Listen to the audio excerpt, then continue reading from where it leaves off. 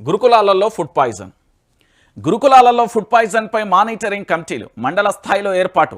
Collector additional collector ప్రతి నెల సిఎస్కు report ఇవ్వాలని ఆదేశం.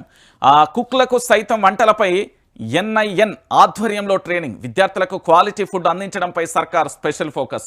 మీరు ఒకసారి ఇక్కడ చూడండి, తెలంగాణలో ఉన్న ప్రతి ఒక్క యువతకు కూడా అర్థం కావాల్సిన విషయం ఏంటంటే ప్రభుత్వం ఒక అంశాన్ని చెప్పిందండి. మంచిగా చూడండి, ఈ టైటిల్ ఒక్కటి చాలు. ప్రభుత్వం పరిపాలించే ప్రభుత్వ యంత్రాంగం బాగానే ఉంది అంటే ముఖ్యమంత్రి కావచ్చు, మంత్రులు కావచ్చు, కానీ మానిటరింగ్ చేసే వ్యవస్థలో లోపాలు ఉన్నాయి. మీరు మళ్ళీ ఆలోచించండి. మండల స్థాయిలో ఏర్పాటు చేస్తా అన్నారు. ఏం ఏర్పాటు చేస్తా అన్నారు?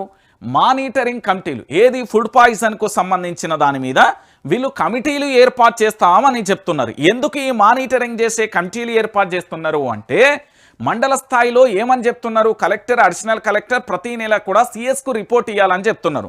అక్కడ వంటలు వండే వాళ్ళకు కూడా ఎన్ఐఎన్ కింద ఆధ్వర్యంలో ట్రైనింగ్ ఇస్తాం, విద్యార్థులకు క్వాలిటీ ఫుడ్ అందించడం మీద అని చెప్తున్నారు. ఇగో ఇక్కడ నా చిట్టి తల్లులు కనబడుతున్నారు కదా, బడుగు బలహీన వర్గాలకు సంబంధించి, అగ్రవర్ణ పేదలకు సంబంధించి, మైనార్టీలకు సంబంధించి, బీసీలకు సంబంధించి, ఎస్సీ ఎస్టీలకు సంబంధించి అన్ని వర్గాలకు సంబంధించిన నా బిడ్డలు ఇక్కడ కనబడుతున్నారు కదా. ఇక్కడ విషయం ఏంది అనేది వీళ్ళు తినే ఈ భోజనం మీద పంచాయితీ. అయితే ఒక్కసారి ఇప్పుడు మండల స్థాయిలో మానిటరింగ్ కమిటీ అంటున్నారు. అయితే ఇంతకు ముందన్న కమిటీలు కోడిగుడ్డు మీద ఈకలు వెక్కుతున్నాయా, గుడ్డి గుర్రాలకు పనులు దోముతున్నాయా, లేకపోతే నిద్రా వ్యవస్థ నుండి బయటికి రాలేదా? ఎవరైనా ఏదో మన ఉంటుంది కదా నిద్రా వ్యవస్థలో ఉంటుంది, కుంభకర్ణుల లెక్క ప్రభుత్వ యంత్రాంగం ఏమన్నా నిద్రా వ్యవస్థలో ఉందా? ఒక్కసారి మీరు చూడండి. ఏదైనా ఒక డిస్టిక్ తీసుకుందాం, ఒకసారి ఈ డిస్టిక్కు సంబంధించి మాట్లాడతాం. ఇక్కడ డిస్టిక్ ఎడ్యుకేషన్ ఆఫీసర్ ఉంటాడు, డిఓ అంటారు అనుకుంటా.